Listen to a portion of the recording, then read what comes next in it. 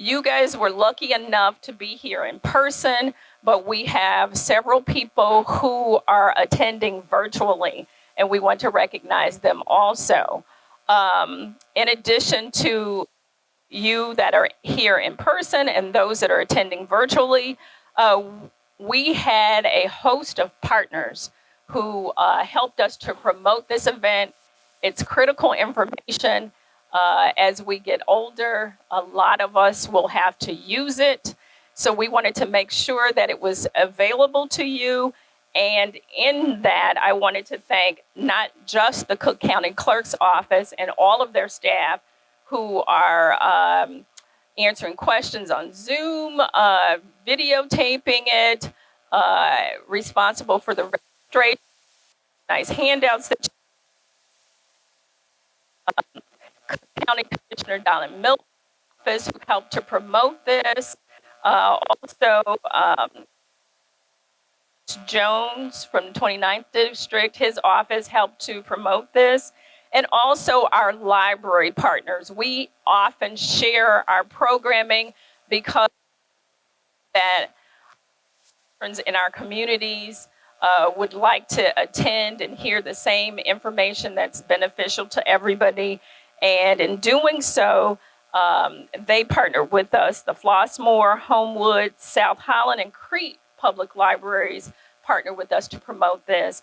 And last but not least, I wanted to recognize the village of Lynwood. We're located in Lynwood, and they also jumped on and decided that they wanted to help us to promote it. So Miss Cynthia Eves from the village of Lynwood, if you just want to wave your hand, thank you for attending and making sure that you get some of this beneficial information too. Are there any other elected officials that I may have missed that may be in attendance that we want to recognize? Oh, Miss Lois, she is on our library board. Miss Lois back there in the corner is on the board of the Glenwood Lynwood Library. Thank you, Miss Lois, for attending. Anybody else? Did I miss anyone? Okay, so now I'm going to introduce, I'll call her my partner in crime for this event, who I've worked with from the Cook County Clerk's Office, Miss Robin Staggers.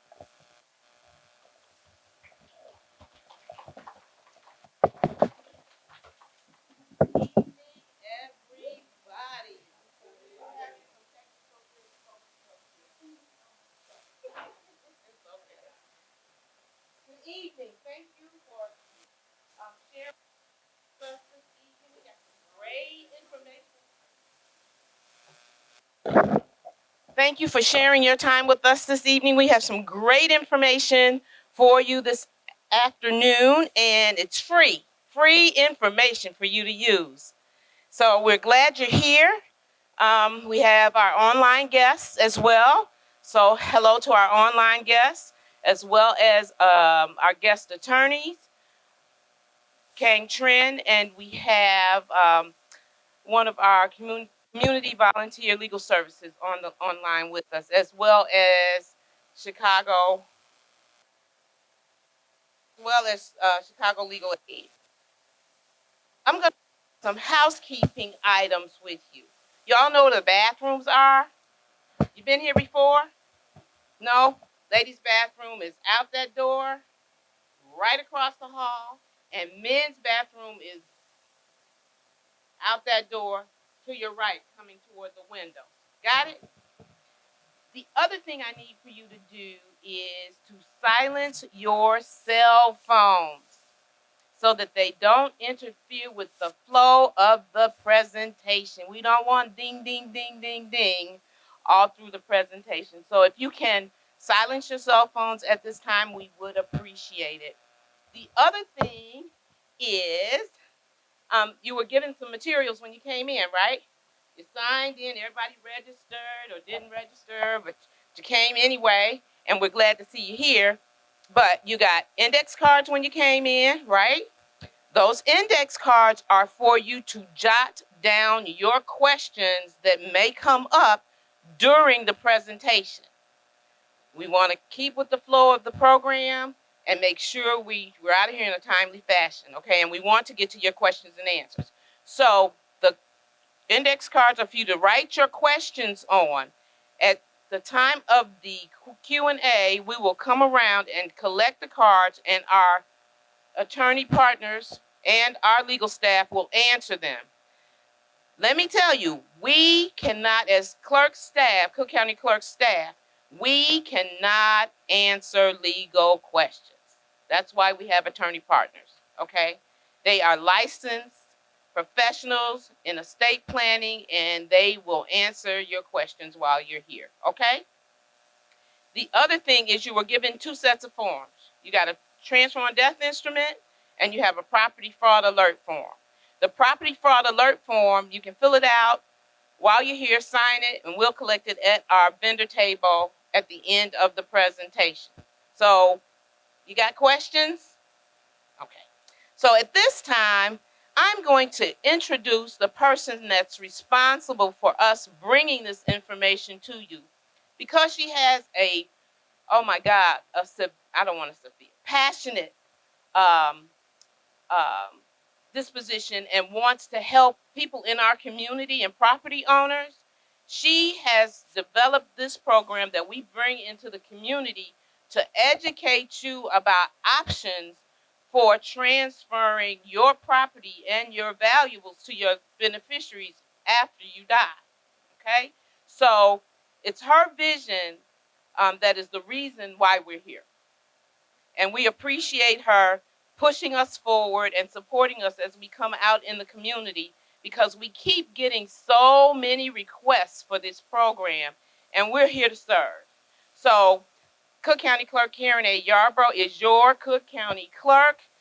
She took over the recordings portion of the Recorder's Office in 2021, and she also manages the Cook County Clerk's functions, which are vital records, elections, suburban elections.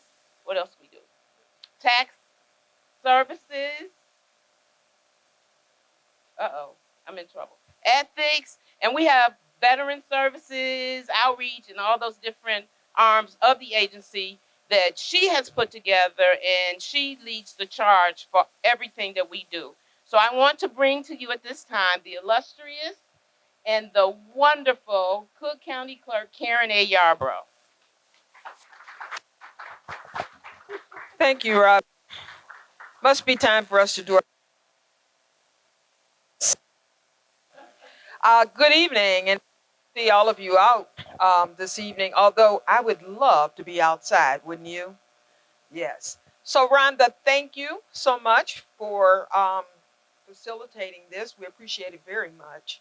And Robin, thank you for the Cook County Clerk's Office. I'm Karen Yarbrough, and I serve as your Cook County Clerk. Now, how many of you have been to one of these before? Okay. Robin's looking around to see who you are, because we always want to know who comes because you missed something. Are you here because you what? Somebody tell me, why are you here the second time? You missed something. Oh, over here, somebody raised their hand over there. Missed something. Okay, we hope that you get it, whatever it is. The one thing I want to make sure that we always do is take some action based on what you learn here. We go out all over the county trying to share this information so that you can make better decisions. And have these folks, the attorneys and folks who can answer the questions that you may have about your specific situation. Everybody's situation isn't the same. But let me ask a question. How many are you going to live forever? How many? 1, 2 people, 3, 4. Hey, 4 people. 4 people and me. 5. Okay, and me. I'm going to live forever. I'm just not going to live here. Okay. But for all of us who will be, leaving the scene, you come on the scene and you collect all this stuff throughout your life. And then you get to the end of your life and you're trying to figure out, what should I do? Who should I bless? Whatever. And then guess what happens? you forget, you didn't do it, whatever. And how many of you been to a funeral and there's a fight? No, I've been to funerals and fights, okay? It's not, I've even been to funerals where there were two obituaries. I mean, and it was in my family. Oh, you had one too? I just figured that could only happen in my family. Two obituaries. Oh, you too? Okay. Anyway, things happen, but you know, you either fail to plan or you plan to fail. I mean, you fail to plan or you plan to fail. Or you plan to fail because you don't plan. Okay? So we just want you to take this information. If you have questions, and I don't expect anybody to have all the answers, even the attorneys, sometimes we stump them with some of the questions. But if you have a question, there is no dumb question. You know what your own personal situation is, ask the questions. As Robin mentioned, it's free. And why not take advantage? You're not here just because. You're here because you wanted some information. So I'm going to go right ahead and we're going to see the video presentation now, after which we will be ready for your question. You have your index cards. As you see things and you hear things, write down those questions. We'll come out, pick up your cards, and we're going to answer every single question that you ask. I have one more question, though, for you. How many of you have already signed up for our property fraud alert? 1, 2. Oh, okay. Okay. All right. Well, I should have asked the other question. How many of you own your own home? Okay, so then the second question is, how do you know?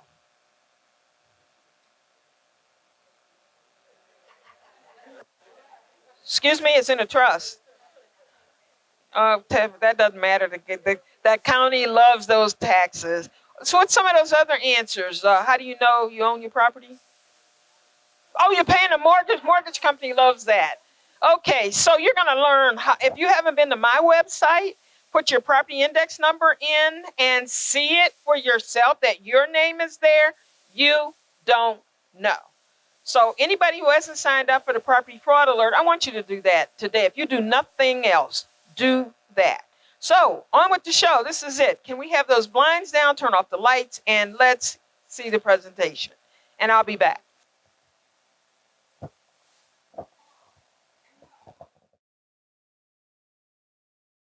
Hello and welcome. I'm Karen Yarbrough, your Cook County Clerk. Thank you for joining me and us for this presentation on property fraud and managing your property after death. The Cook County Clerk's Office is one of the largest consolidated clerk's offices in the entire nation. In addition to functioning as the chief election authority for suburban Cook County, the clerk's office maintains birth, marriage, and death records. Our office also assists property owners in redeeming delinquent taxes and serves as the clerk to the Cook County Board of Commissioners. The clerk's office also has a recording operations division, which records, stores, and maintains land records and other official documents, including deeds, transfer on death instruments, as well as tax and real estate documents. Now, nobody wants to talk about death or end-of-life planning, but when you fail to plan, you plan to fail. And we all need to be aware of the threat of property fraud and how we can guard against this type of financial crime. At the Cook County Clerk's Office, we are here to serve, and we hope that this information you receive today will be helpful on these important issues that impact all of our daily lives. Now, let me introduce you to my trusty assistant who will guide us through this presentation. Thank you, Madam Clerk. Before we begin our discussion, we want to let you know that we will have volunteer attorneys available at the end of the presentation who can answer your questions about the topics we will be covering. If you are joining our program via Zoom and have questions that come up during the presentation, simply type your question in the Q&A section through your Zoom link and the attorneys will respond accordingly.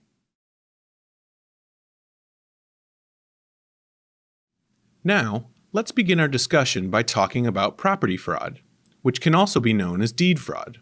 So, what exactly is property fraud?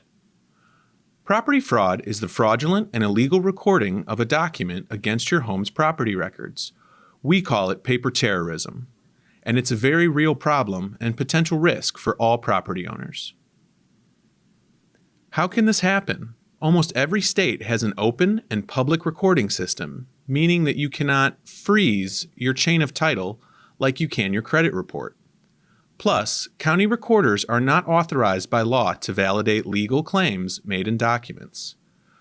Property fraud can involve the recording or filing of false or forged transfers of ownership, quitclaim deeds, or the filing of a bogus lien to steal property or harass an unsuspecting property owner. Even if your home is paid off, that does not stop someone from filing a new deed on top of it without the property owner's knowledge. Let's look at this NBC5 investigative report that takes a close look at how property fraud can occur. By law, it is a line anyone can stand in and a fee anyone can pay.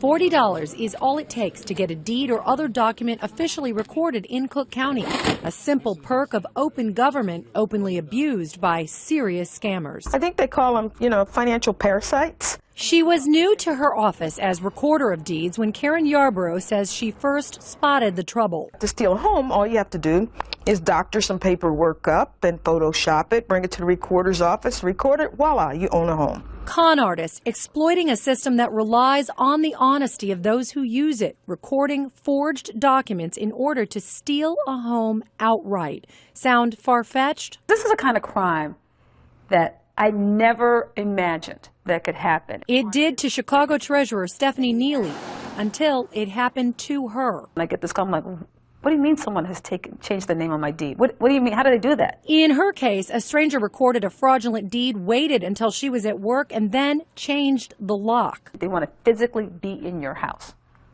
because once they're there, it's very difficult to get them out. Precisely what happened to this Chicago woman. This individual had paperwork that was Xerox that showed the deed was in his name. She asked us to conceal her identity because You're in constant fear that they will try something next, because believe it or not, they did come back 3 days later. one man connected to her case was arrested and convicted.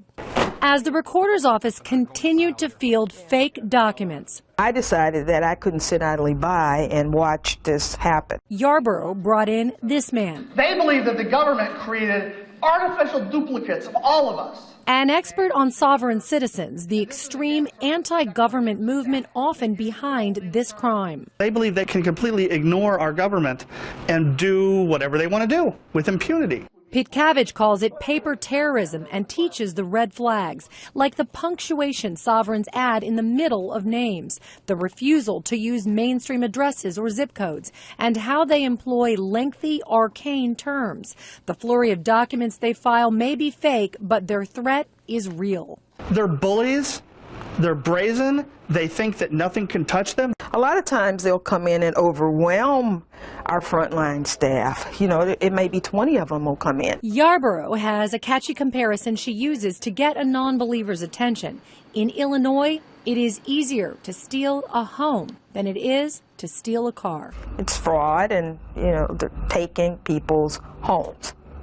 So there is now a simple way for some homeowners to protect themselves, the free property fraud alert system. You load your property index number, then you get an alert if any document is recorded in connection with your property. Counties across the country are now turning to this kind of system as these cases of mortgage and property fraud continue to grow. Lisa Parker, NBC5, investigates. To combat this problem, Clerk Yarborough created a property fraud unit with investigators and caseworkers who respond to and investigate any complaints of property fraud. The clerk's office also offers a free property fraud alert that will provide a telephone call or email to the property owner anytime a document is recorded against their property or the property of a loved one. There are 3 easy ways to sign up for the clerk's free property fraud alert. You may sign up in person at the clerk's office, you can sign up online, or you can sign up with a telephone call. Once registered, if you receive an alert or have a reason to be concerned about property fraud, you can contact the clerk's property fraud unit and our staff can help research the problem and coordinate a response. Call 312-603-4000 or visit our website at cookcountyclerk.com/property fraud. On a related note, while we're on the topic of your chain of title and fraud, property owners often need to obtain an official copy of their property deed when purchasing a home or for tax purposes. You should be aware there is a predatory practice aimed at homeowners in which companies offer a copy of your property's deed at a large markup price, sometimes exceeding $200. The clerk's office wants to remind you that we offer the same service on our website starting at just $5. In-person prices can range from $10 to $55 depending on the format and age of the document. So either way, there's no reason to pay exorbitant prices to gain access to these essential documents. Now, let's move on to the second part of our program, which is making plans to manage your property and assets in the event of your death. As Clerk Yarborough noted, no one wants to talk about death or end-of-life planning, but it's critical to manage your assets to protect your family and loved ones. Having a sound end-of-life plan is one of the greatest gifts that you can provide to your children and family members. Consider this. What do you think these three legendary individuals have in common?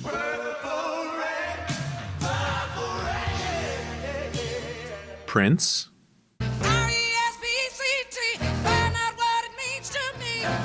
Aretha Franklin, 87 years ago, our fathers, and Abraham Lincoln. Actually, they have something very unfortunate in common. They failed to make plans for their assets upon their death. No will, no trust, and no plan. Now, let's consider someone who thought he had it right.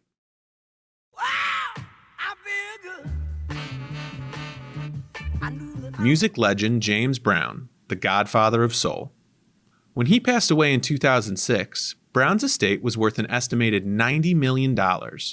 When he died, Brown left behind a plan for most of his estate to pay for scholarships for children in need in South Carolina, the state where he was born. But that will was challenged by family members after his death, resulting in more than 12 lawsuits. It took more than a decade of litigation before Mr. Brown's assets were designated as he had intended. So how do you get it right when it comes to your property after death?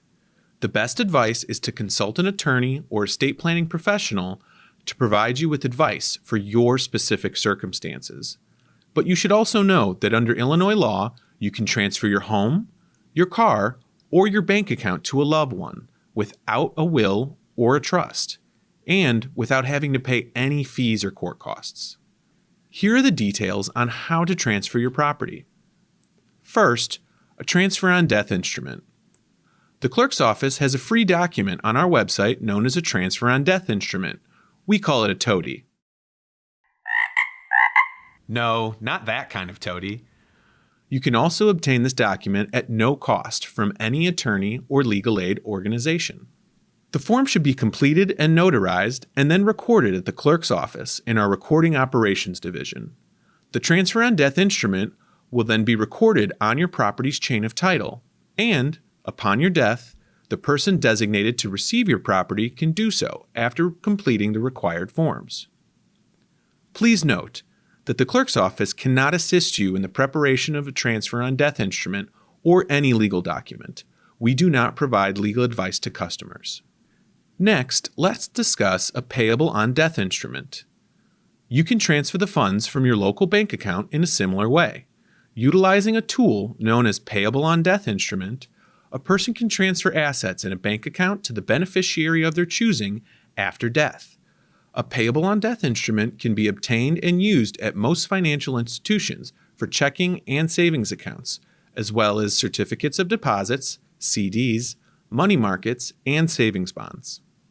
Even if you have completed a payable on death instrument, the account holder has full control of their funds in the account until the time of their death.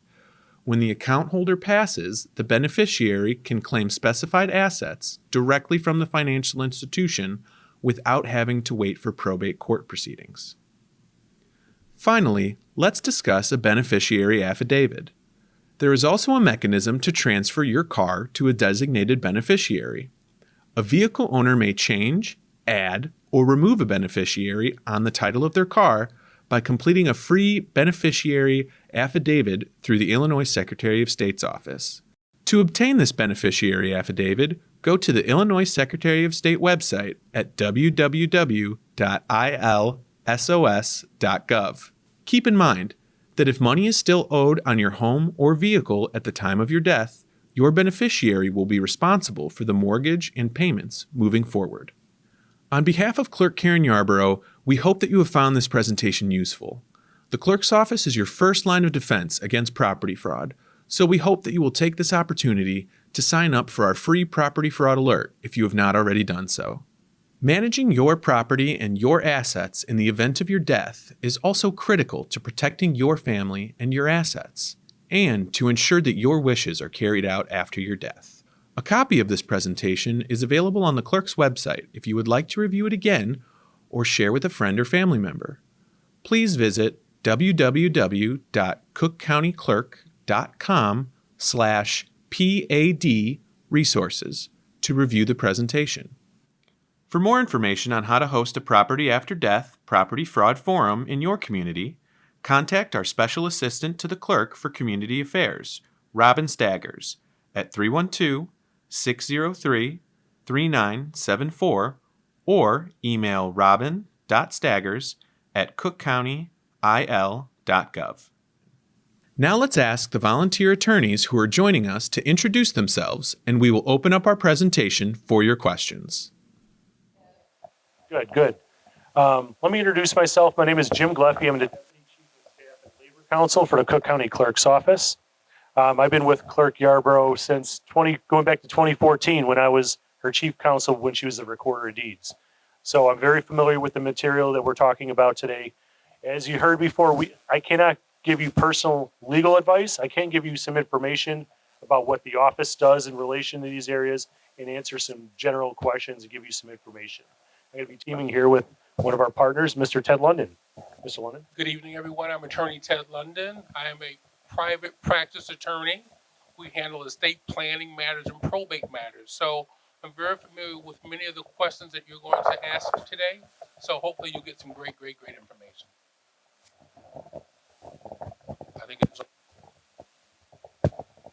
At this time, we have Kang Trin online to field questions from our online audience. And I'm asking that the online attendees please put your questions in the chat. There are 2 attorneys online to answer your questions. And as we go through the questions through the chat, some of those questions also will be addressed here by our in-person attorneys. We also have staff here, Lindsay and Brian. They're going to collect your cards now so that we can start looking at your questions and start with the Q&A session. Okay, let's get started. What is the difference between a toady and putting your house in a trust? Mr. London. Well, so the question is, what's the difference between a toady, a transfer on death instrument, or a trust? Well, both of them have some of the same benefits. The bottom line is they both will keep your property out of the expensive, time-consuming, stressful probate process.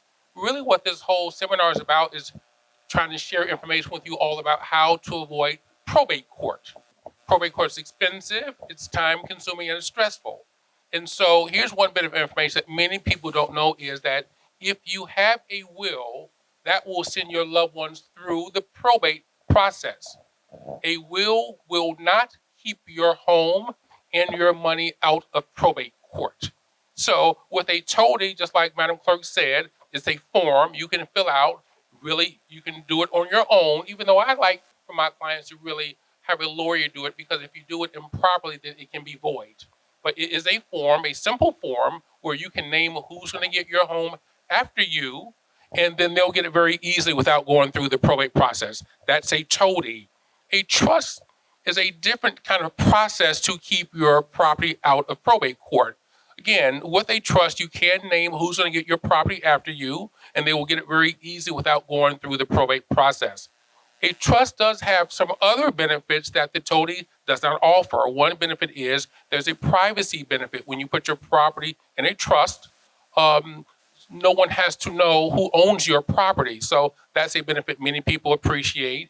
And one of the other benefits of a trust is if you have your property in a trust, if you are ever sued, the judgment won't easily attach to the property. So they both have the primary benefit of keeping your property out of probate court, the toady and a trust. However, a trust does have a number of other benefits that the toady doesn't offer. Thank you. And this is a follow-up. Can you put more than one person on a transfer on death instrument? Yes, you can. And as a matter of fact, the question I'm guessing is in terms of the beneficiaries. Yes. Yes, you could add a number of beneficiaries, and you could even do contingent beneficiaries as a part of a total. Would you explain what contingent means? Yes. So a contingent beneficiary is so say I name my nephew as my beneficiary, but he somehow passes before I do. The contingent beneficiary would take the property instead of it just going into the great white abyss. So, it's always good to have backups. You know who you want to have the property, but things happen. Sometimes the people we want to leave the property to, pass away before we do, and this is just another avenue of making sure you have a say in who gets your property after your passing. How would deceased person's safe deposit box, whose name is the person? Well, that's a really good question. Here's the bottom line when it comes to safety deposit boxes. Most of my older clients have safety deposit boxes. And so many people have safes in their homes today. So safety deposit boxes aren't really as viable as they once were. But if you have a safety deposit box, if there is no other's name on it, then the only way your loved ones are going to be able to access it is going through the probate process. Now, sometimes banks will allow a family member to access the safety deposit box to see if there is a will or some sort of estate planning document in it. Other than that, the only way someone's going to be able to access it is going through the probate process. Here's the problem with that. What we find is when our clients have safety deposit boxes and they have paid the lawyer to probate the estate to access the safety deposit box, what we find is there's nothing in it. There's nothing but a bunch of old papers, a bunch of pictures. And so really, if you find a safety deposit box, of course, you're going to think there's $1 million in it. Because here's what you have to know. When you pass away, your loved ones think you are millionaires. And they think the money's in the safety deposit box. So they pay some lawyer a lot of money to access it to find out there's just a bunch of old papers in there. So most of us don't really need safety deposit boxes. But if you have one, you have to make sure that you have a beneficiary on it, or at least someone else's name on it, so they can access it without having to go through the expensive probate process to access it to find what in it? Old papers. When transferring a vehicle, is the beneficiary obligated to pay the bill or balance? If they don't, what happens? Well, that's another good point. So if there is a car that someone owns when they pass away, whether they have a document that entitles them to the car, they are not obligated to keep the car. They have no liability for the car at all. Even if you are married and your spouse has a car in their name, if you don't want the car, you have no liability for it at all. Here's the thing about that too. You cannot call GMAC. Some of you are Lexus drivers, I can see some Mercedes drivers in here. Well, you cannot call the finance company and have them to pick the car up. It doesn't work that way. So it is an inconvenience. The car will have to sit until the payment becomes delinquent, and then ultimately they will pick the car up. But the bottom line to answer the question is you are not obligated to take over the car nor the payments for the car if you have left the car and there's still a balance on the car. Thank you. How do you have a deceased husband's name taken off the deed? And will that interfere with?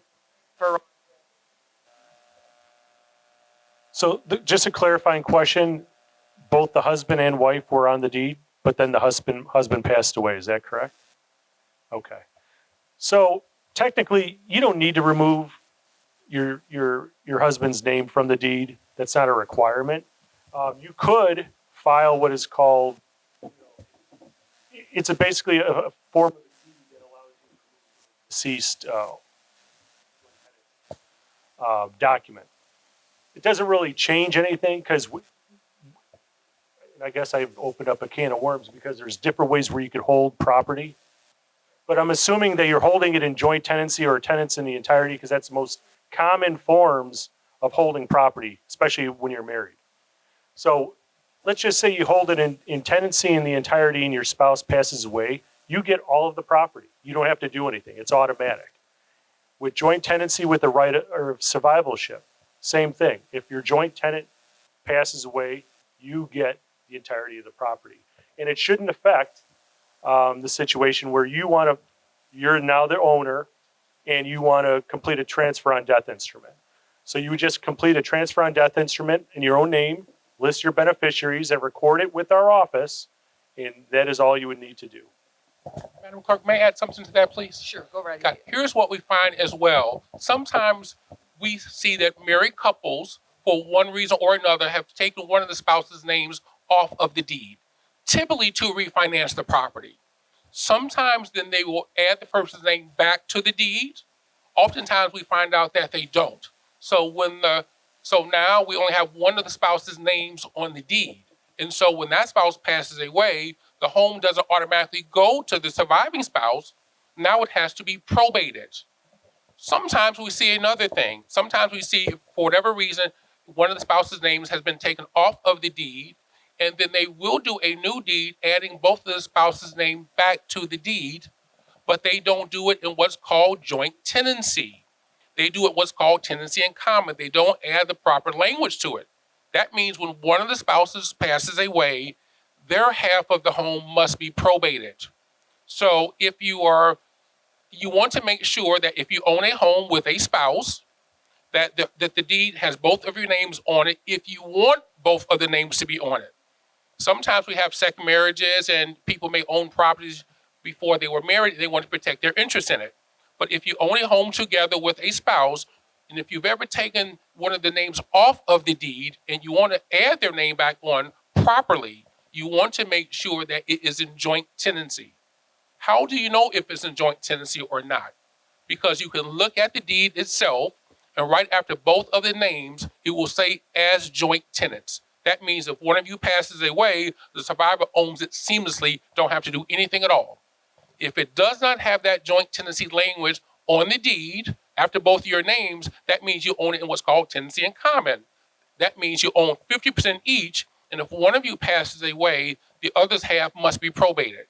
If both of you pass away, then both of the half have to be probated. That's going to be very expensive for your family members to manage. So good idea is to go to the clerk's website, find your deed, look at it, and make sure it says joint tenancy. If it does not, then you can always do a new deed and make you and your spouse joint tenants on the deed.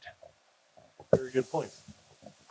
You've used a term, probate, a number of times, and you associate it with money. What's the average amount that a person might have to pay if they've done nothing? Be probated. What's the magic number? Just minimally. Well, I'm a probate lawyer, so when she talks about fees, that makes me smile. Because the probate practice is a very lucrative practice for lawyers. And here's why. Because the research says that even though Madam Clerk gives this wonderful event, only about 10% of you are going to follow up with the information. So that means the rest of you, 90% of you, are going to have to go through the probate process to a lawyer like me, and I'm happy to see you. So, Attorney London. Yes. These people aren't like that. They're going to listen to what we're talking about here today. Yes, they're going to heed the free advice Yes, they're going to indeed. get, and they're not coming to you. Got it. Well, no, hold on. We want you to come to me too. But here's the bottom line. The average probate cost is about 5% of the value of the estate. I had one lady call my office the other week. She said her mom passed away. They have a 2-flat building in South Shore. Mom had no bills at all. She had a fluky lawyer, and it's been in the probate process for 6 years, is what she told me. And the cost of probate, the estate, to get the property from mom to the 2 children is $29,000. Okay, now that's something's going on with that. That's a fluky matter. But some of these lawyers are fluky, so you have to be mindful. But typically, the cost of probate is about 5% of the value of the estate. So if you have a $200,000 home, well, it's $10,000. If you have a couple $100,000 in the bank, well, the fees are going up. If you have multiple properties, up. So 5% of the value of the estate if you don't have sufficient estate planning. Thank you. Did you all hear him? You heard him. So you could take care of some business yourself. I mean, he's an excellent attorney. This is what he does. So, if I was going to do something, I would call this guy. I would, but I'm not. Okay, here's next question. If your spouse is not on the deed, can a transfer alleviate that? So if I understand the question, there's a husband and a wife, and one of the spouses is on the deed, the other one is not. And you're going to say the person that is on the deed wants to do a transfer on death instrument, leaving the beneficiary as the other spouse. Is that a fact? Is that accurate? Okay. Whoever asked the question. Okay. Okay. So rather than putting them on the deed, you're just going to leave them as a beneficiary to a transfer on death instrument.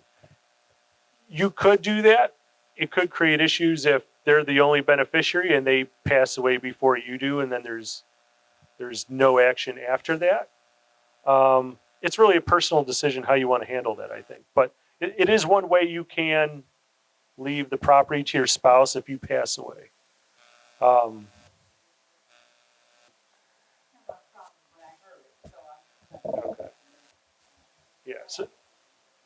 So that is one thing you can do. You could also, just as Mr.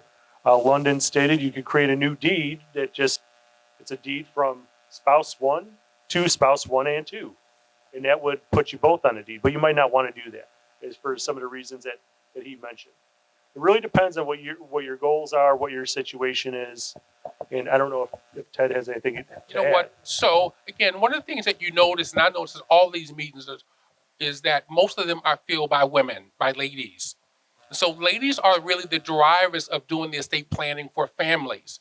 And then, of course, some of you ladies have been really successful. You have some of your own homes. You may have been married a second time or so, and you want to protect it for your children.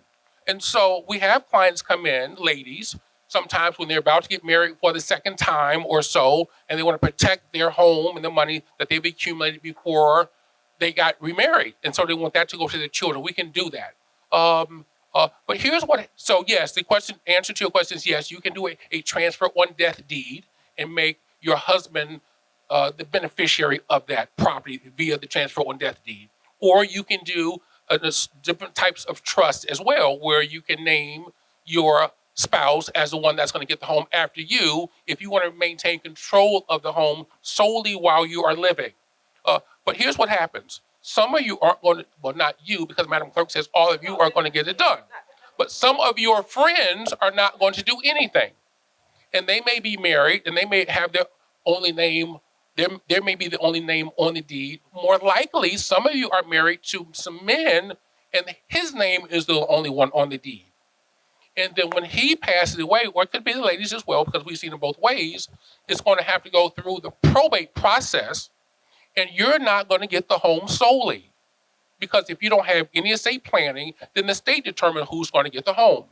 And the state says spouse will get half, and the biological children of the deceased will get the other half. So we've seen cases where a lady passed away relatively young. She was married to a gentleman for 20 plus years. They had paid for the home together. They refinanced the home. They took his name off of it and refinanced it only in her name. And then she passed away unexpectedly. So she had 3 adult children. The property had to be probated. And even though he had paid the mortgage for all those 20 years, he still didn't own the totality of the home. And when she passed away, he had to probate the estate. Her kids got half of it. And then he had to buy back their half from them. So he's paid for the home twice, all because they didn't do some basic estate planning. So there are a number of ways you can accomplish your goal, to leaving your spouse the property once you pass away and you maintain control of it during your lifetime. A transfer on death instrument is one, a land trust is another, living trust is another. Thank you. Here's an easy one. Is there a fee to file a toady? Yes, and so the county board, and this all started with COVID, and there are organizations out there, especially ones that work with seniors and folks that are low income, and said, what, with COVID out there, we need to give people a vehicle to be able to transfer their properties without incurring all these fees. So the county board actually reduced the cost of recording a toady to $50. It's a flat fee. And that's the fee. You file it and you pay the fee. It's in the chain of title. So it's generally $50. Now, I'm going to give a caveat. So sometimes, the legislators down in Springfield or even the county board might decide that there's a need to increase fees. Right now, our fee is $50. In Springfield, they've passed a bill that's going to rate. There's a program called the Rental Housing Support Program fee. That's one of the fees that gets paid every time there's a document recorded in our office. They raise that fee. So the fee is going to go up later this year, I think it's July 1st, to $59. So $9 extra, I know, but if you want to save that $9, you want to get your toadies in before July 1st. Okay. All right, here's a question. Everybody, how many of you have children? How many of you have grandchildren? Don't we love our grandchildren? We really do. We kind of sort of love our children too. So this question is, should I put my son on my deed? I have all my relatives. Also, his credit is bad.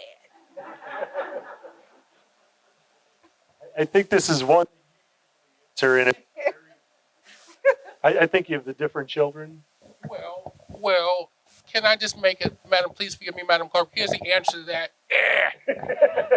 The answer is no. Never, ever put your children's names on your properties. Never, ever. There's a number of reasons why. I'll give you a quick story. I had one lady who owned a building in Evergreen, 2-flat, $300,000 or so, had it paid off. She had one daughter, and her daughter wasn't married, so she put her daughter's name on the property. I would have never done that. In any event, the daughter got married. The fella moved into the building with the mom and the daughter, and then the mother wanted to take the daughter's name off of the property to refinance it to pull some money out because the rates were so low. And the daughter's husband told his wife, make your mother give you half of the value of the home to take her name off of it. And so that's what the mother did. She gave her $150,000. Of course, it blew up the relationship. They moved out with $150,000. And again, so she had to pay for that building almost practically a time and a half. Another reason why you don't want to add your children's name to your property is if they are ever sued, if their name is on your property, they can collect against your property. So the answer, should you ever put your children's name on your property, what's the answer? I like the H. I like the H to the no. Is right. Okay. What if it's a good son? If it's a good son or a good daughter or a nice grand, okay. Where's the lady that said H to the no? Yeah, I second that. Well, because they're all good. They're all good until they meet a new spouse, new girlfriend, boyfriend, and they recognize that they may have access to the money. One other thing, the same thing applies to your financial accounts. Please never add your children's names to your accounts. because that means they have access to it immediately. I can tell you stories about how children and grandchildren have taken literally hundreds of thousands of dollars out of their parents' accounts. So we don't want them to have access to your home and your money while you're living. We want them to get it seamlessly once you go to heaven. And so Madam Clerk is telling you how to do that. Toady, trust, beneficiaries on your account. That way you maintain exclusive control of it all, and then they'll get it very easily once you go to heaven. And I have an extra example to that latter point about the financial accounts. Sometimes what happens is not necessarily because your children or whatever have any bad intentions. Sometimes it's bad circumstances. And let me give you an example of what happened to me when I was in college. I never had a bank account, and I was a freshman in college. My mom thought it was a great idea for me to get one, so I did. She was on the account. She wanted me to be on the account with her. So my student loan money was deposited into my account. I did not know at the time that my mom was experiencing bad financial situation. And she didn't tell me about this. And she didn't understand it herself. Well, there were some bills that needed to get paid, and they took the money from my account because her name was on it. And she didn't know about it. They didn't tell her about it. She was very upset about it. But she didn't have any bad intentions towards me. She didn't want to take the money. But because legally they could, they did. So that's just something to consider when you're opening up accounts and having different people on the accounts. If some of you have separate accounts, if you're married, so you know you want separate accounts from your children. So anyway, how do you start an estate plan? What do you need? Well, surprisingly enough, very little. It's not a very complicated process. For most people, there are really just three primary things that we want to keep out of probate court. The real estate is one.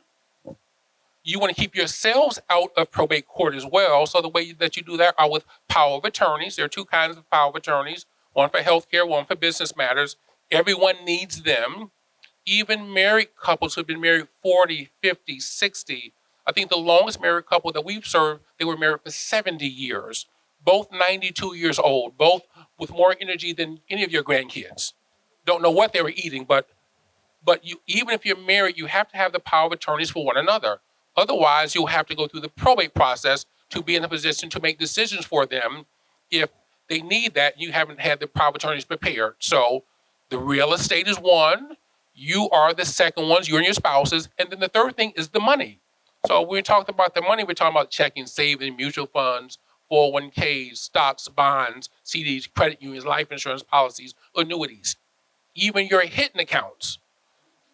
The way that you keep those out of probate courts, make sure that you have beneficiaries, current beneficiaries on all of those, because we see people who have beneficiaries that they are not married to anymore, that have passed away, they don't know where they are, and then that all leads the families back to the lawyer, and he's charging how much? By at least 5%. Now that's 5% if your families don't fight. Now, if they start fighting, then up and away. So you can avoid it all, and that's really what this is all about today. If you have property in different counties, do you have to open probate in each county? Well, that's a good question. No, because you can get a court order. If you have property in different states, then yes, you have to open up an ancillary probate matter in different states. We have a lot of clients with the property still in the South. A lot of Chicagoans and Illinois are still from Mississippi, Arkansas, Tennessee, and they have a lot of property there. And so if they pass away without sufficient estate planning, yes, it has to go through the probate process here. Then we have to hire a lawyer in Mississippi, Arkansas, Tennessee, wherever it may be. And then now you got 2 5%. And it just goes up, up, and up. And it can all be avoided if respectfully people stop the procrastination, because that's the number one reason that causes people not to get any of this done. They procrastinate, and then time catches up with them, and then there you have it. Okay, so this question is for the audience, because I know that they've been listening really well, and they're going to be able to answer this question. If they're not right, then they have to come back to another Property After Death workshop because you didn't get it. My sister and I own the home together because my mother left her part to my sister, and in the will it states that my brother gets 10%. My question is, since I purchased the home with my mother, does my brother get 10% of my part? Can you repeat the question? Okay. My sister and I own the home together, because it doesn't state that they're both on the loan together or both on the deed together. It says my sister and I own the home together because my mother left her part to my sister. And in the will, it states that my brother gets 10%. The question is, since I purchased the house with my mother, does my brother get 10%?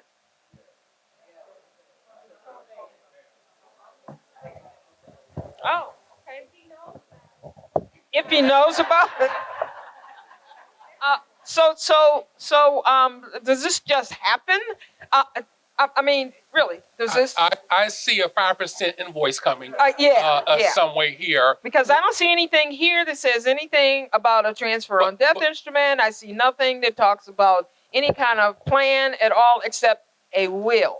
So here's what it sounds like. It sounds like two people own the property in what's called tenancy in common. Two sisters own the property. They both have 50% each. One of the sisters sounds like they have a will leaving 10% of her half to a sibling. And so, yes. No, the mother left her part to the sister. Right, that's what I'm saying. So again, mother and daughter bought it together. Mother left her half to one daughter. So now two sisters own it together. That's tenancy in common. Okay, so the one sister who got her half from her mom is leaving 10% of her half to her brother via a will. Okay? Via a will. Well, again, the mother's half already went to the daughter. So the two daughters own it together. Well, so the daughter that didn't pass away already owns her 50%. And then the surviving sister got her mom's 50%. And so she is leaving 10% of her 50% to her brother through a will. And the mother is dead. So we're talking about the two sisters own it now. Brother wants, yeah. The brother. One more time. You want me to read it again? Well, who asked this question? Yeah, because I want to make sure we get it right. Is that you back there? Did you raise your hand? Who asked this question? Okay, sir. Yeah, well, but how does he get 10%? He does not. Who gave him 10%? The mother. And how did she give it to him? In a will. What do you got to do when you have a will? He said that. Yeah. So what does the brother have? Nothing. No. Do you want me to read it one more time? Okay, everybody. I asked whoever asked the question so we could be really clear on this one. My sister and I own the home together. Now, this is how they own the home together. They own the home together because the mother left her part to the sister. Now, how did that happen? That's a question right there, right? Well, she could have had a will, and potentially. It doesn't say that. In any event, she had. Let's presume that she got her half to her daughter. Okay. In the will, it states that my brother gets 10%. Let me stop you right there. Whose will was it? Are you talking about mom's will or sister's will? Doesn't say. I was presuming it was sister's will. It was mom's will. So the mom didn't leave her half to the daughter. She just left daughter 40% and Whose question is this, please? Okay. Let's have it. Let's clear this up. I'm coming back here to you. Okay. It's you. No? You. Okay. All right. So, let's clear this up. You and your mother purchased it together. Okay, it says you and your sister own the home together. Okay, So you and your mother bought it together. Okay. And she left part to your sister.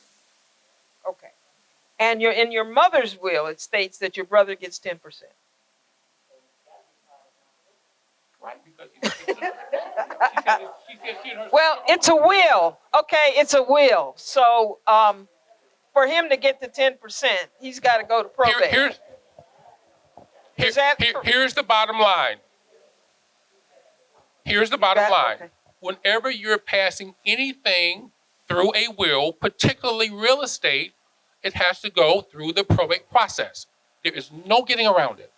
Okay, so that's a 5% issue. Come on down. Okay, but you could have done things more seamlessly with some estate plan. That's very complicated. That sounds like there's going to be some fighting to me. This is a tidbit. Lawyers love fights.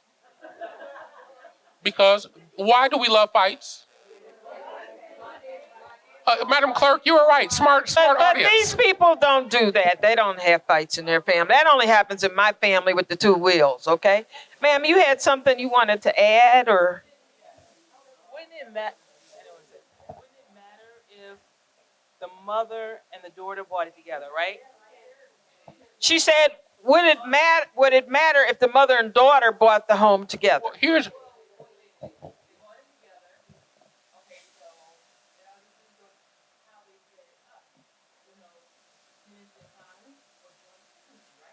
correct. But presumably that would be tenancy in common, because the first thing the question said was the two sisters own it together. So I'm presuming that the one sister's already got her mother's half. And then she would have been leaving some sort of a will to leave 10% to her brother, because the first thing the question said was mom and daughter bought it, mom passed away, and sister got mom's half, and two sisters own it together.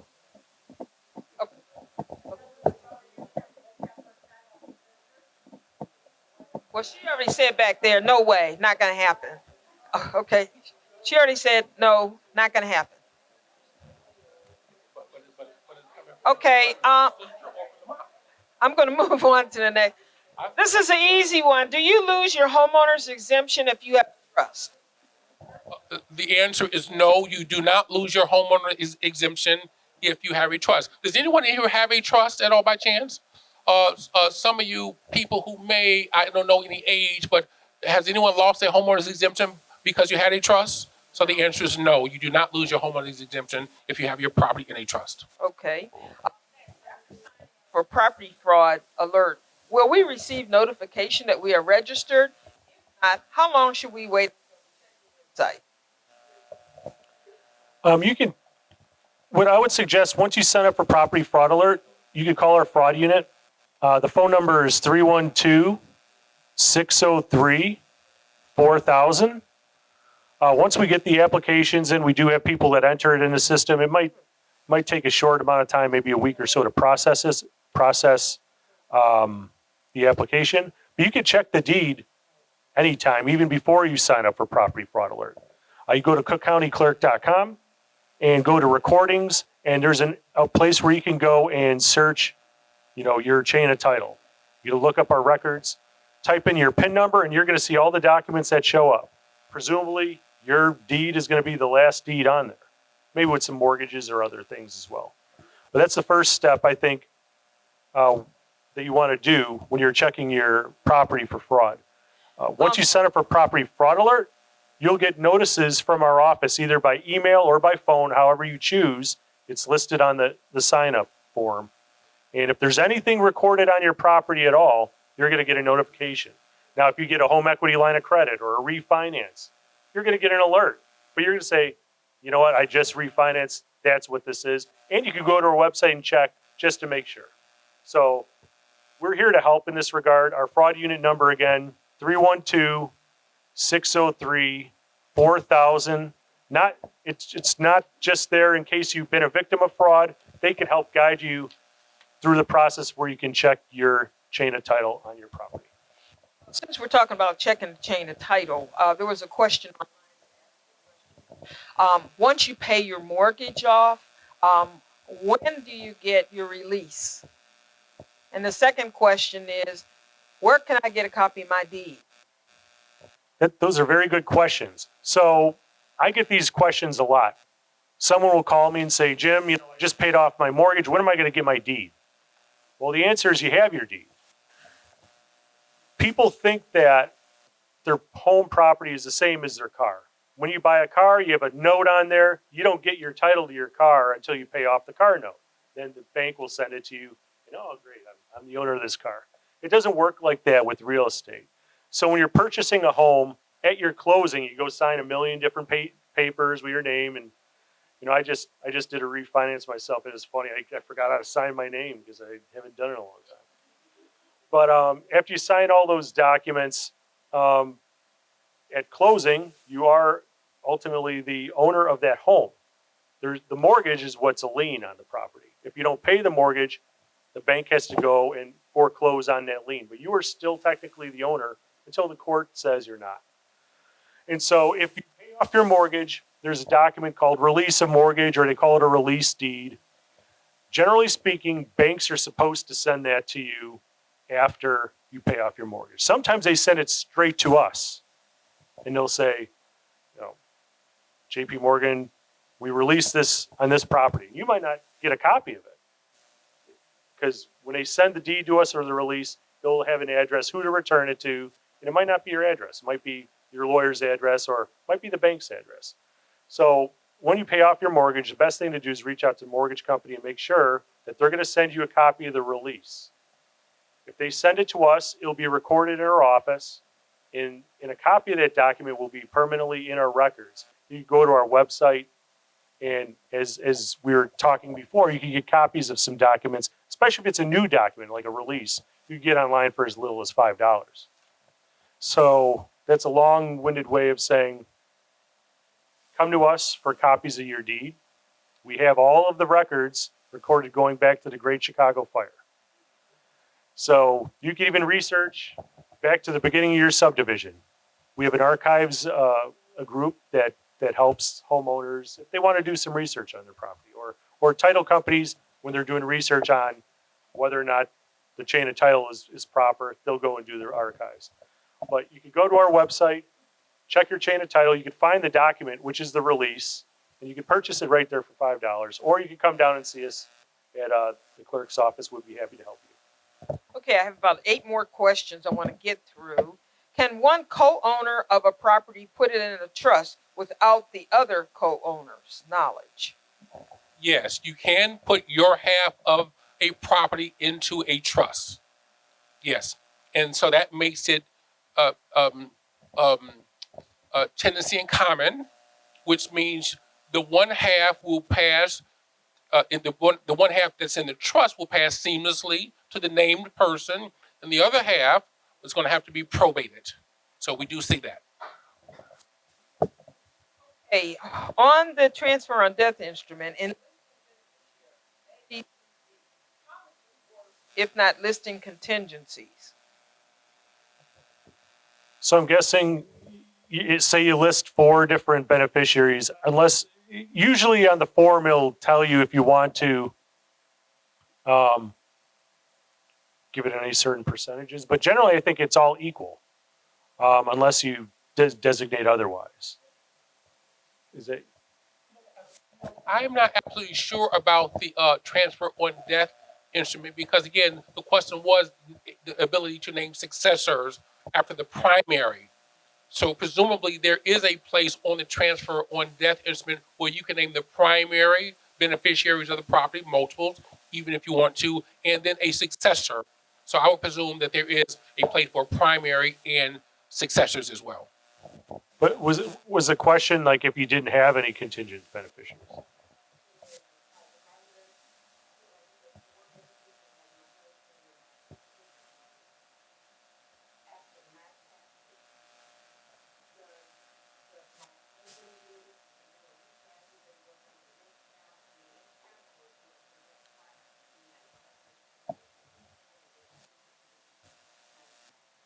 Yes, that's how it would work. Because Well, just like a deed, you have to list whether you want a tenants in common or joint tenants. Most people do it joint tenants. So if you did them all equal, they would all have an interest in a property. We know what Mr. London said about having your kids on your deed. So in that situation, it sounds like what you want to do is name your husband as your primary and then have the children as the contingent. But that's based on what I understood.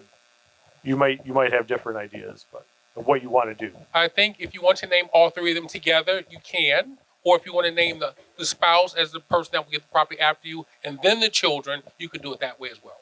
So you can do it one or the other. It depends on your preference. Okay, here's one we don't get that often. Attempted to do a transfer on death instrument, the currency exchange nor the bank would notarize. What do you do? Notary is a real sticky issue these days because notaries come with liabilities. So people are reluctant to notarize documents that they didn't prepare. My office, we don't really notarize documents that we don't prepare. So you do have to find a notary, develop a relationship with a bank, a currency exchange. Some of your friends may be notaries. They do have mobile notaries as well that you have to pay them $30 per document, whatever it may be. But if you need something notarized, it's worth it. But there are mobile notaries that you can call that will come to your home and they will bill you for their service and their time, but you will get your document notarized.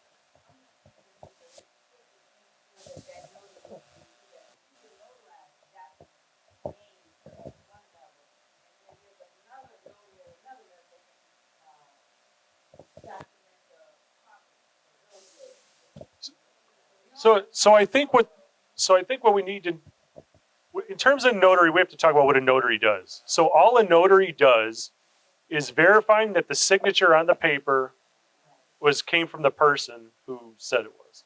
So if I sign a document, a notary is going to look at my ID, or they know me personally and say, yes, this is the signature, and that's all I'm saying. It's not saying this person's the owner, this person's selling it. The only thing they're doing is the person that's presenting me with this signature is the person that they say they are.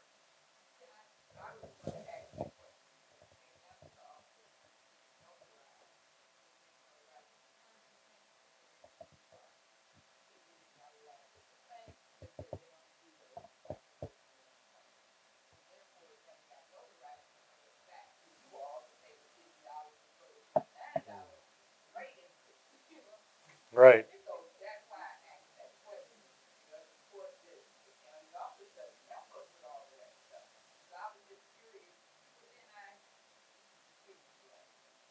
But if you call my office, I do have the name and the number of a mobile notary that you can call to get.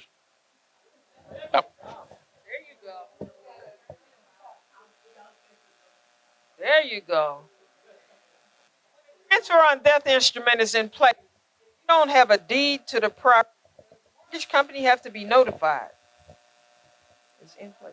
When a transfer on death instrument is in place, if you don't have a deed to the property. Okay.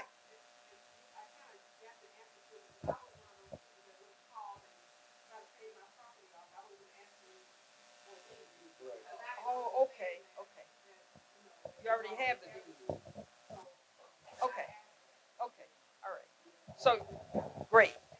Well, Madam Clerk, please bring up a good question. May I just add something No. If the spouse is not on the deed and the owner passes away, who is listed on the deed? Should we add spouse to the transfer on death instrument?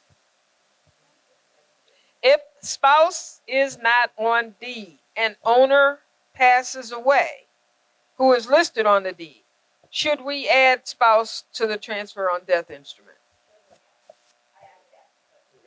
Okay, okay. All right, what's the difference in terminology of a will, probate, power of attorney, dead?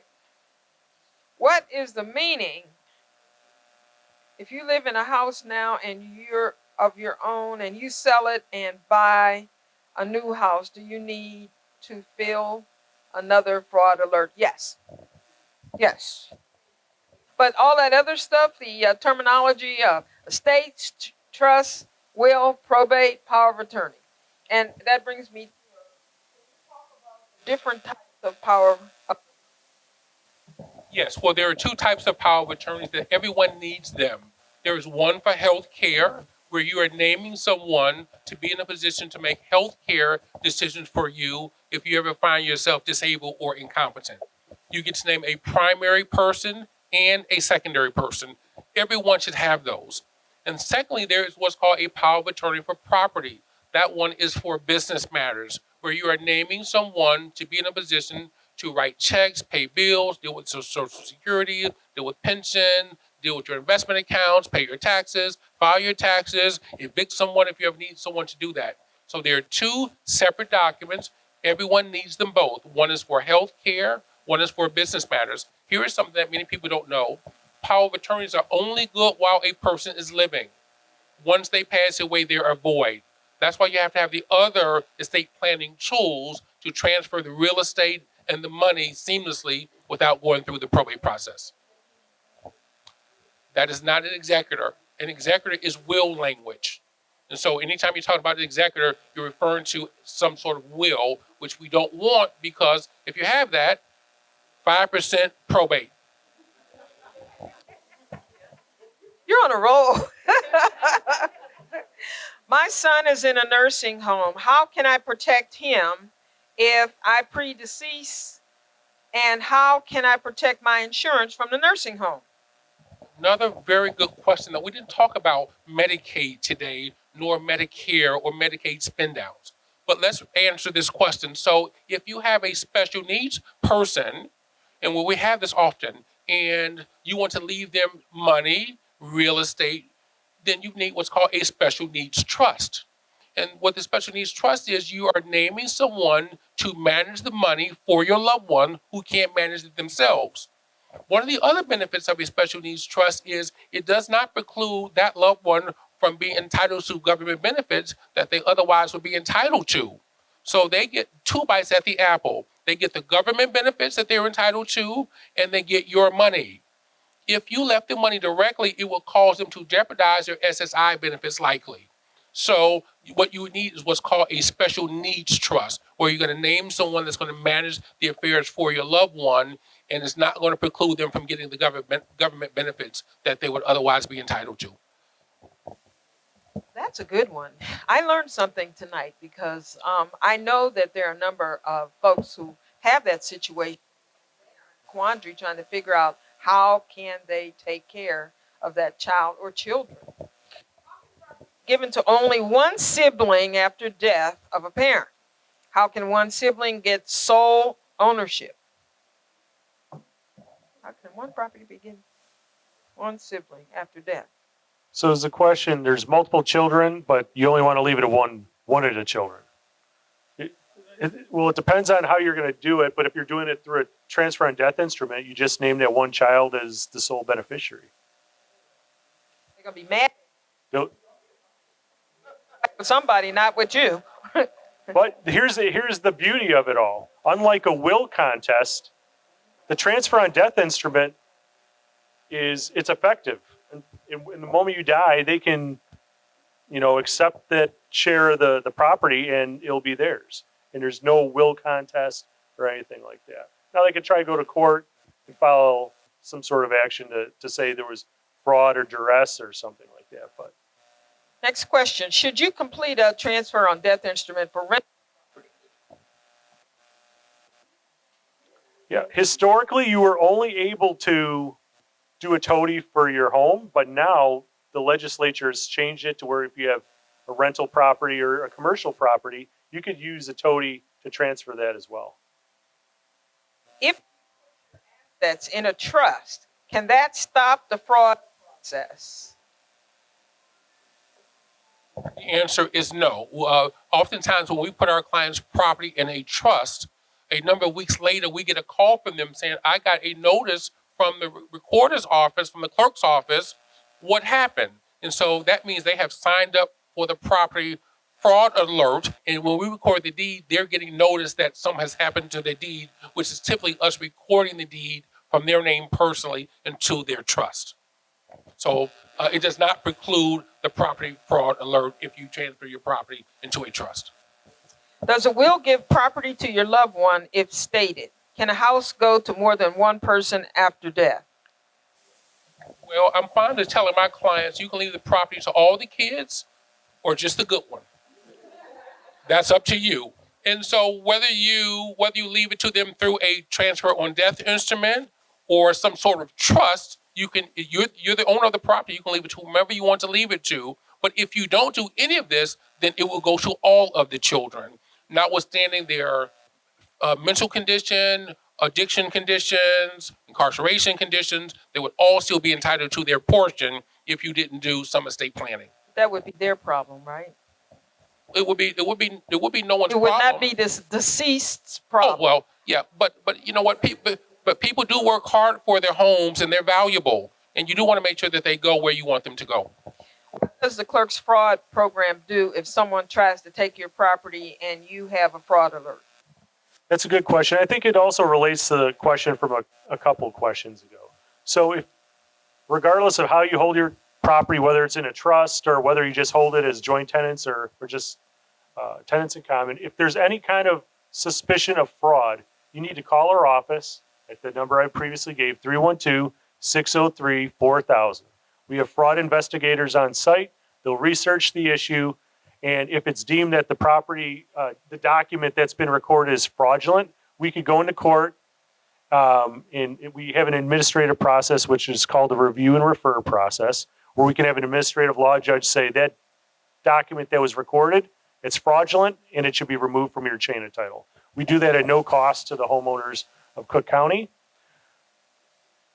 With that said, if you wanted to pursue something yourself, there's nothing stopping you from filing a quiet title action, but that service is there, and it wasn't there before Clerk Yarbrough was the recorder. There was a mortgage fraud office in the recorder's office, but the clerk has right. Right. And so under her initiative, she created the property fraud unit to help homeowners like yourselves if there's any suspicion of fraud. What should be done to help a person with foreclosure fraud? Well, that's a really complicated matter. Foreclosures are really case specific. So you would have to be served the complaint, and then you would need a lawyer, certainly. And then they would have to review the complaint. You would need to get your statements, because if you're alleging that it's fraud, presumably you're saying that they're saying that you didn't make payments. So you'd have to be able to prove that you made the payments, and then you would have to deal with it in court.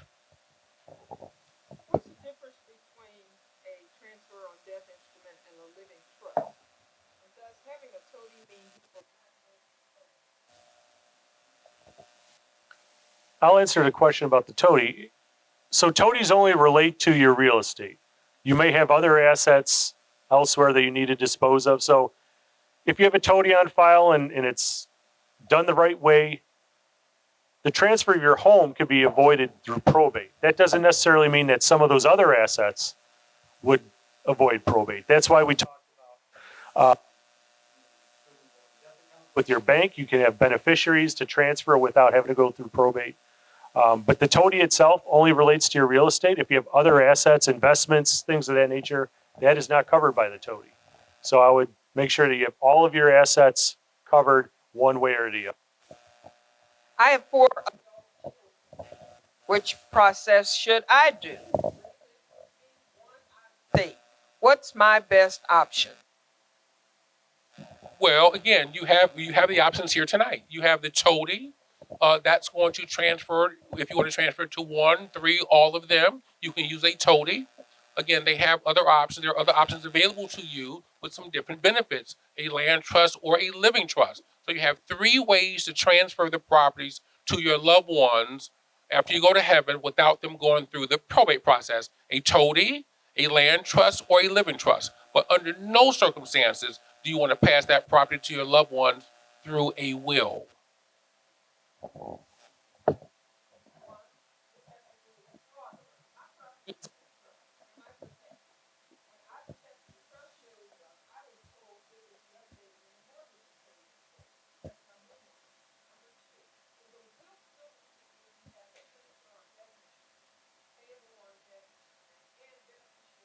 David. It's a lot of questions. So the first part of it was, Fraud alert. Properties in a trust. yes, you're protected.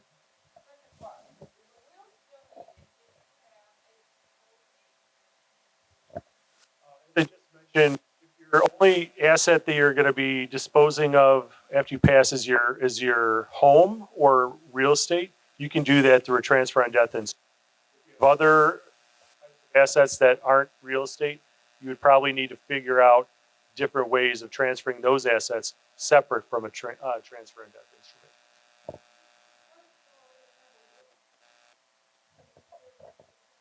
Yes.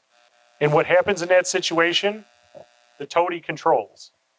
So if you have a toady and a will, and your will says my real estate's going to Jim and Ted, but your toady gives the property to your kids are going to get the property.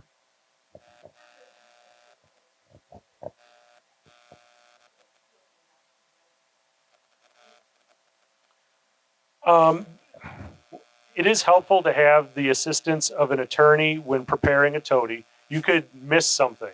There's different components of the toady that our form online generally covers all of the things that you need to have the toady. If it's not notarized, for example, it could leave it void. But that's why I would talk with an attorney to make sure that the toady is properly put together. I just always want to do no document is perfect unless you make sure all the elements are there. So I was just most of the time it's going to be fine. Difference between title and why are there no laws to protect? Well, a mortgage is basically your loan document. That's the document that says how much you borrowed, how much you owe for the home. The deed is basically the ownership document that says that you are the owner. And the title basically gives you a history of the property from who owned it before you, who owned it before them, who owns it now, are there any liens or encumbrances on the property. So the title is like a history of the property. The mortgage talks about how much you owe and your interest rates and your loan. And then the deed is your ownership document. So they're three separate documents, but they're all really important as it comes to the ownership of your real estate. Can you give us Call the fraud unit, 312-603-4000. We have our investigators that will review it and take it to court if it's fraudulent, and we'll get it removed from your chain of title and you'll be protected. And once again, it's a free service provided by our office. last question?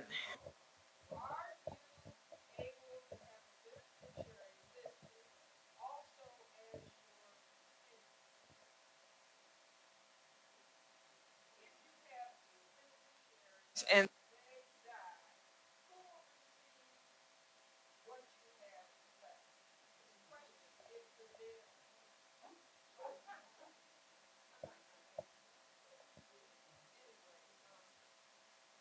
your ex-husband passed away. Will the kids you have with him be entitled?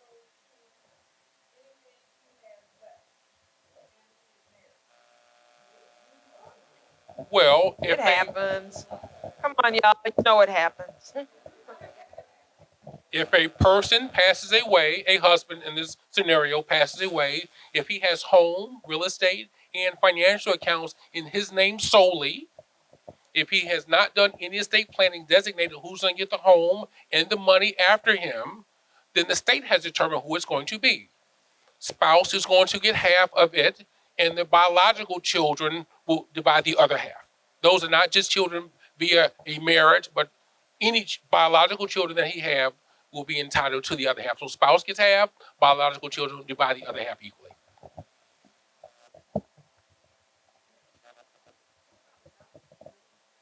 Great point. Adopted children take as if they are biological children.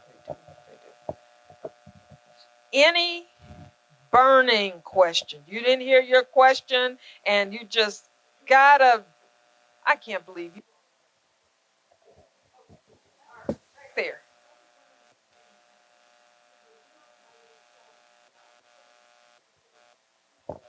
No. Go to you've been saying it all night. It is sufficient to pass your assets to your loved one, but it will have to go through the expensive, time-consuming, stressful probate process. So if you have a will, yes, it will transfer your assets, your home, your money to who you name. But your loved one's going to need to hire a lawyer, pay 5% at least. That's if no one's fighting. So the bottom line is wills are not efficient. Just like they had rotary phones, they still work, but they're just not efficient. Burning questions. It was okay right here. Burning. Gotta know this before you leave. Go ahead.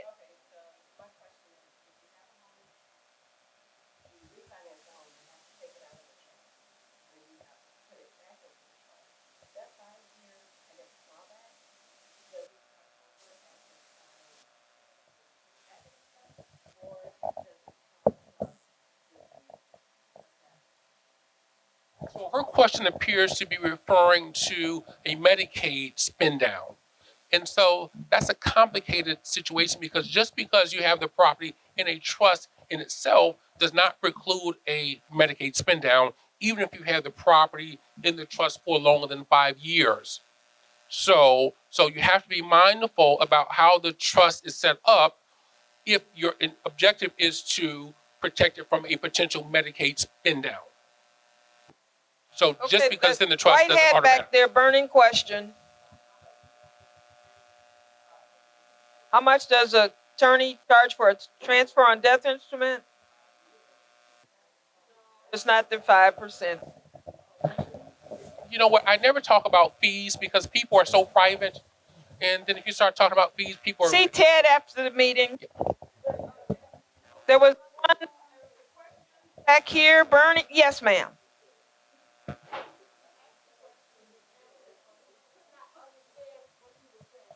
Oh, which question?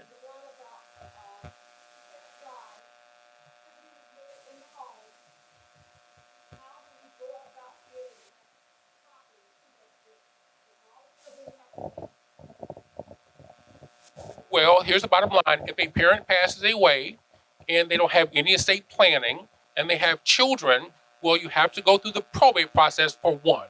And all of the biological children are going to be entitled to their share. And so if you all want to transfer your interest to one, you may. Otherwise, all of you will own an equal share. But the bottom line still is probate and 5%. Okay. Did you have I saw your hand up. Go ahead.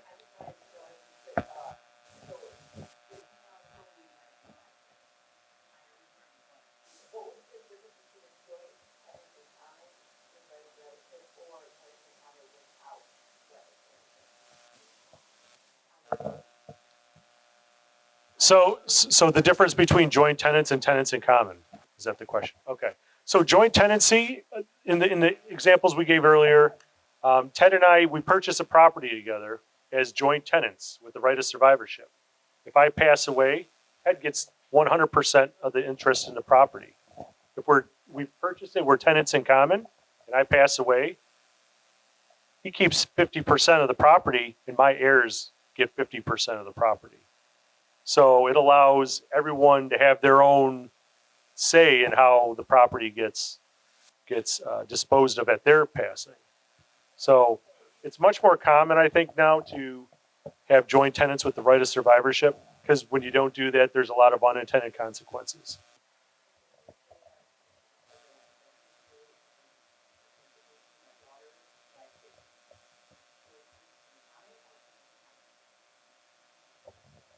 It's up to you. If your intention is to have them have equal share and to have them have the entirety of the property, then you would want them to be joint tenants. Because let's just say one of the daughters wants this is another example. If you do it in joint tenants, the two daughters could get the property. The one daughter could say, I don't want to live here. I don't want anything to do with this property. She could sell it without the permission of the other person.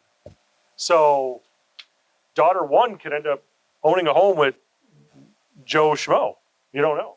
So it's just, your preference, but most people intend on, in my opinion, holding it in joint tenancy with the writer's survivorship.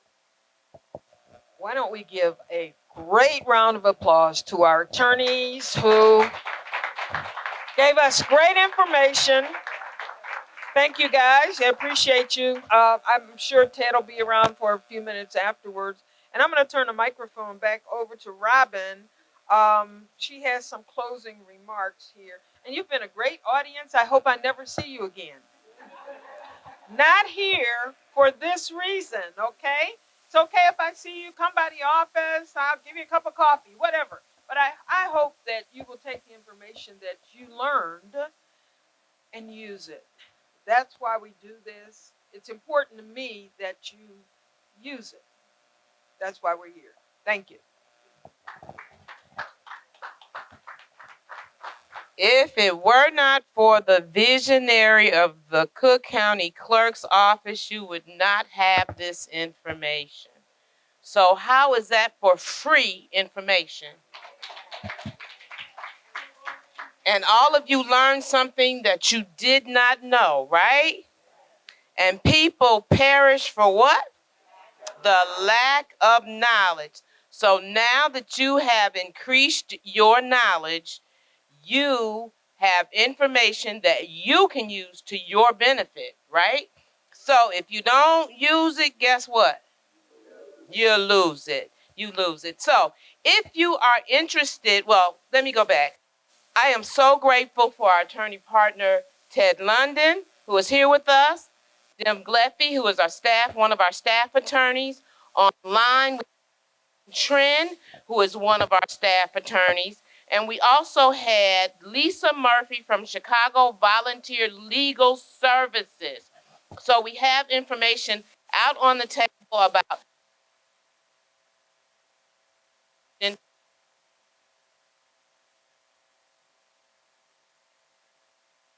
So she was online with us today. She's one of our new community partners.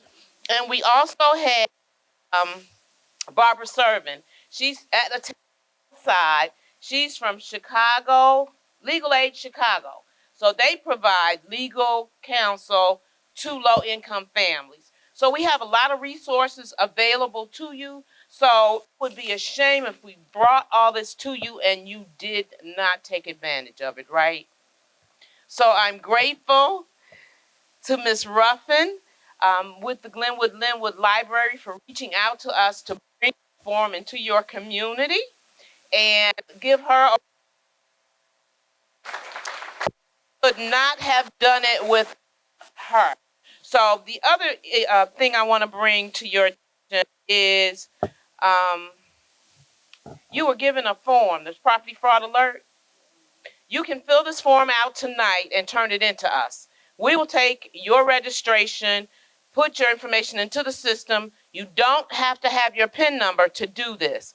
You must sign it and date it and give it to one of our staff at our table, okay? You got to show them your ID so we can make sure you who you say you are, though, right? There's no fraud.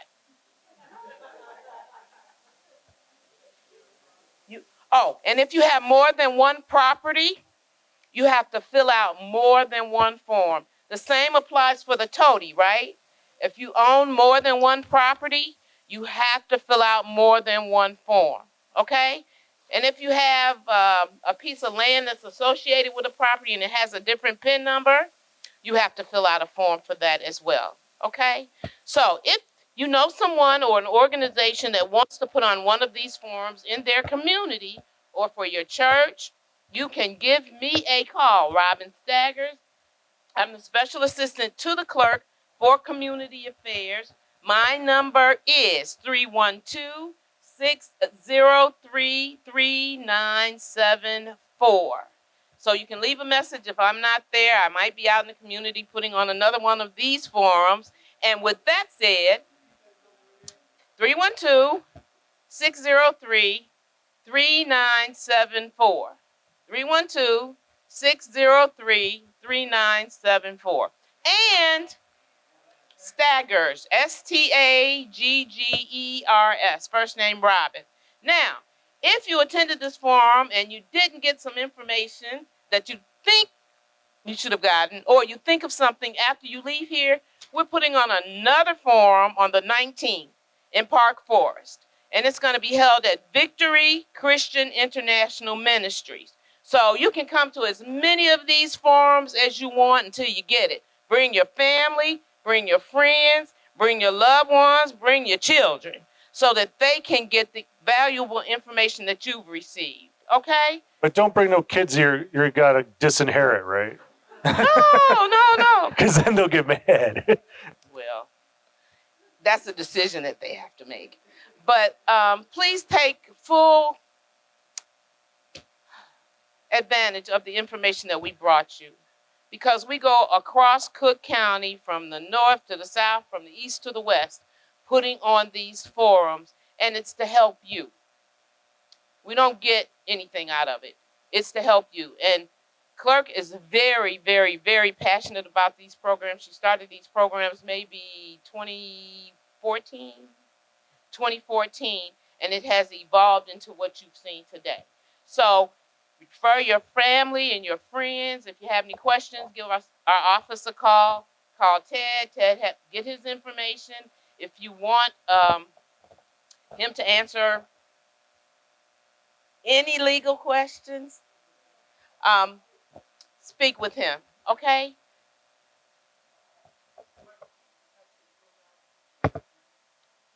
We recommend that you fill it out with an attorney.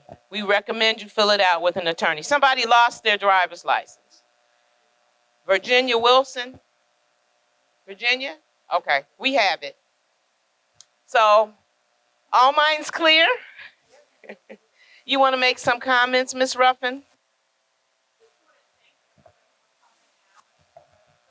Our regular patrons, I recognize Virginia. Here's your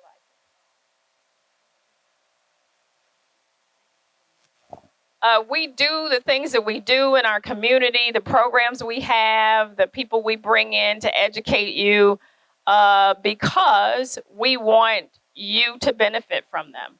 So when you show up, you tell us that we're on the right track, that we're doing things that you enjoy, that you benefit from. So I encourage you, if you're not a member of the Lynwood Library, we still love to have you here. We do programs all the time. My name is Rhonda. I'm the Information Services Manager. It's my job to plan the program here, amongst other things. So if you ever want to talk to me about any programs or any activities that we do, please reach out to me. I'm the only Rhonda here. Everybody knows who I am. Our staff's not that large. Please talk to us about it. We want to hear from you. And thank you so much for coming, and enjoy the rest of your evening and this wonderful weather. Okay?